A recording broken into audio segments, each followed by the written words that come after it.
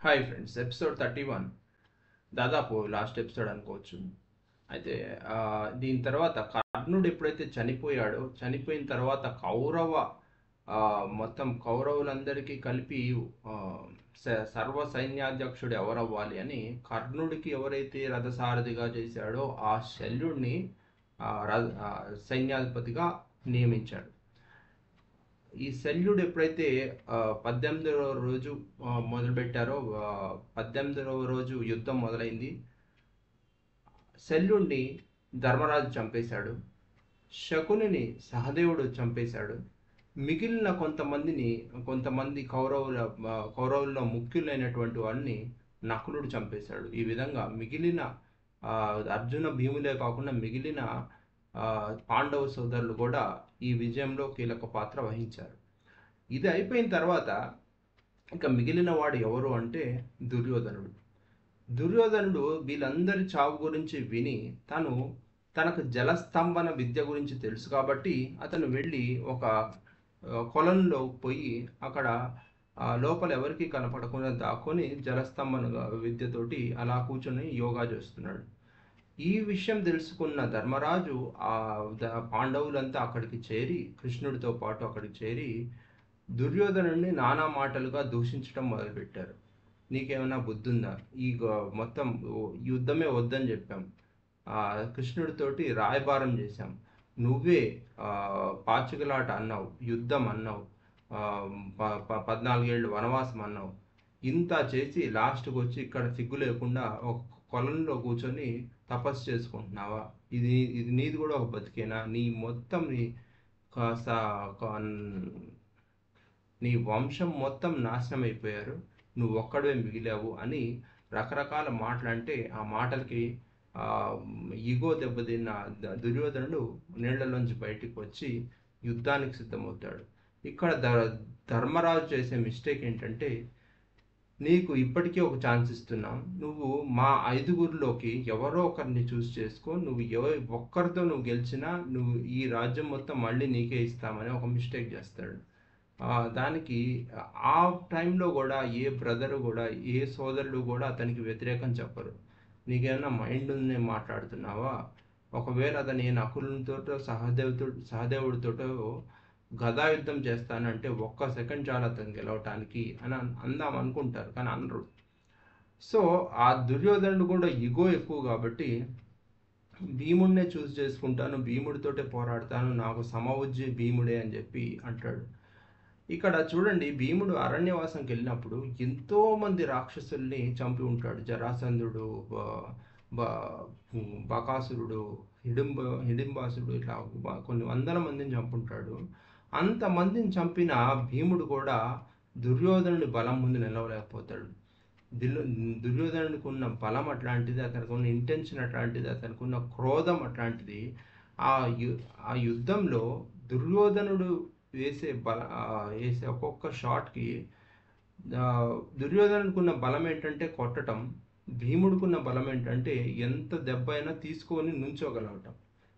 తిరిగి కొట్టగలడు కానీ కొట్టలేకపోతున్నాడు. ఇలా యుద్ధం జరుగుతూ ఉంది, ఎంతసేపు అయినా కూడా ఎండ్ అవ్వట్లేదు.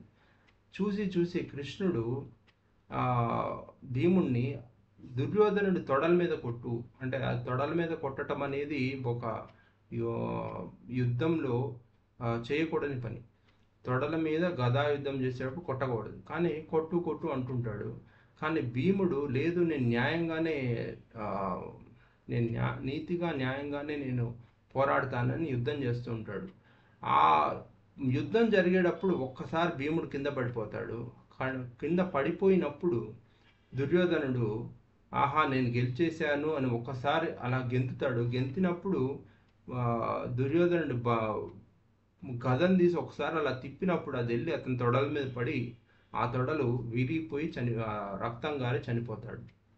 రక్తం కారుతూ అక్కడ దీనావస్థలో పడిపోయి ఉంటాడు కానీ చావడు. ఇప్పుడు దాదాపు దుర్యోధనుడు చచ్చిపోతాడని చెప్పి అక్కడ అతన్ని వదిలేసి వెళ్ళిపోతారు. కౌరవుల్లో మిగిలింది ఎవరు అంటే దుర్యోధనుడు, అశ్వత్థామ, కృతవర్మ, కృపాచార్యుడు, వీళ్ళు నలుగురే మిగిలారు. అందులో దాదాపు దుర్యోధనుడు కూడా చచ్చిపోయాడు కాబట్టి మిగిలింది ఎవరంటే కృపాచార్యుడు, కృతవర్మ, ద్రోణాచార్యుడు కొడుకైనటువంటి అశ్వత్థామ. వీళ్ళు మాత్రం మిగిలారు. ఇప్పుడు వీళ్ళు మిగిలారు. సో చివరి వరకు కూడా వీళ్ళు చచ్చిపోరు. ఈ ముగ్గురు మాత్రం బతికే ఉంటారు. దుర్యోధనుడు దాదాపు చనిపోయే పొజిషన్లో ఉంటాడు. నిన్ను చంపిన వాడిని నేను వదలను అని అశ్వత్థామ అక్కడికి వచ్చి ప్రతిజ్ఞ చేసి అక్కడి నుంచి బయలుదేరుతాడు. అర్ధరాత్రి వరకు వెయిట్ చేస్తాడు. అర్ధరాత్రి పూట పాండవుల పక్షంలో ఇప్పటిదాకా పోరాడుతున్న ద్రుపదుని కొడుకైనటువంటి దుష్టద్యుమ్నుడు, ఆ పాండవుల కొడుకులు అందరూ కలిపి ఒక గుడారంలో పడుకొని ఉంటారు. అయితే వీళ్ళే ఆ పాండవులేమో అని అనుకున్న అశ్వత్థామ మొత్తం అందరిని చంపేసి బయటకు వచ్చి నేను పాండవులను చంపేశాను అని చెప్తాడు. కానీ పాండవుల కొడుకుల్ని చంపి ఉంటాడు. ఈ విషయం అశ్వత్థామ తన కొడుకుల్ని చంపాడు అనే విషయం తెలుసుకున్న అర్జునుడు అశ్వత్థామ ఎక్కడున్నాడో పట్టుకొని రండి అని అశ్వత్థామని చంపబోతుంటే, అతని మీద ఒక బలమైన అస్త్రం వేయబోతుంటే, అశ్వత్థామ కూడా ద్రోణాచార్యుడు కొడుకు కాబట్టి అతను కూడా ఒక పెద్ద బ్రహ్మాస్త్రం వేస్తాడు. వీళ్ళిద్దరి అస్త్రాలు కనుక ఢీకొంటే ప్రపంచ ప్రళయం అయిపోతుందని చెప్పి వ్యాసుడు కలిపి అర్జునుడి బాణాన్ని వెనక్కి తీసుకోమంటారు. అతను తీసుకుంటాడు. కానీ అశ్వత్థామ మాత్రం వెనక్కి తీసుకోడు. దాని కారణంగా పాండవులకు ఎప్పుడూ కూడా సంతానం అనేది కలగదు. అలా అశ్వత్థామని ఇంకా వదిలేసి వీళ్ళు పాండవులు, కృష్ణుడు అందరూ కలిపి హస్తినాపురానికి వెళ్ళి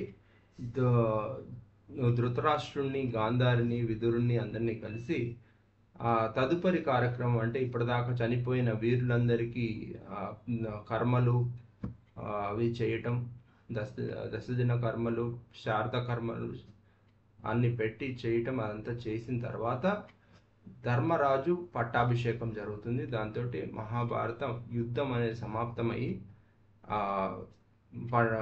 ధర్మరాజు పట్టాభిషేకం చేస్తారు. కానీ యుద్ధం అయిపోయింది, మొత్తం శత్రుశేషం అయిపోయింది అనుకుంటే కాదు. మహాభారతం అంటే కౌరవుల పాండవుల యుద్ధంతో అయిపోలేదు. కౌరవుల్లో ఇప్పుడు కౌరవులు మాత్రమే చనిపోయారు. వాళ్ళ పిల్లలు, వాళ్ళ మనవలు, వాళ్ళందరూ మిగిలిపోయే ఉన్నారు. సో స్ట్రాంగ్ అంటారుగా, శత్రువులు చంపితే శత్రుశేషం ఉండకూడదని. అందుకని చెప్పి ఇక్కడ మళ్ళీ రాజసూయ యాగం అని మళ్ళీ పెట్టుకుంటారు. అశ్వమేధ యాగం అని మళ్ళీ పెట్టుకొని, ఈ అశ్వమేధ యాగంలో కౌరవులకు సంబంధించిన వాళ్ళందరినీ, శకుని కొడుకే కానీ లేకపోతే అశ్వత్థామ కొడుకే కానీ, వీళ్ళందరికీ కొడుకులు ఉంటారు. శిశుపాలుడు కొడుకే కానీ, వీళ్ళందరిని ఒక్కొక్కరిని చంపుకుంటూ మళ్ళీ అర్జునుడు ఈ అశ్వమేధ యాగంలో వీళ్ళందరినీ కూడా ఫినిష్ చేసుకుంటూ వస్తాడు తర్వాత పర్వంలో. ఆ తర్వాత ఈ మొత్తం మహాభారతం అయిపోయిన తర్వాత భాగవతంలో అర్జునుడికి ఉన్న పవర్స్ మొత్తం పోయి లాస్ట్కి అర్జునుడు కూడా చచ్చిపోయే పరిస్థితికి వస్తాడు. అదండి మహాభారత కథ. మీరు ఎంజాయ్ చేశారని అనుకుంటున్నాను. నెక్స్ట్ మళ్ళీ రామాయణ కథతోటి మళ్ళీ వద్దాం. Thank you.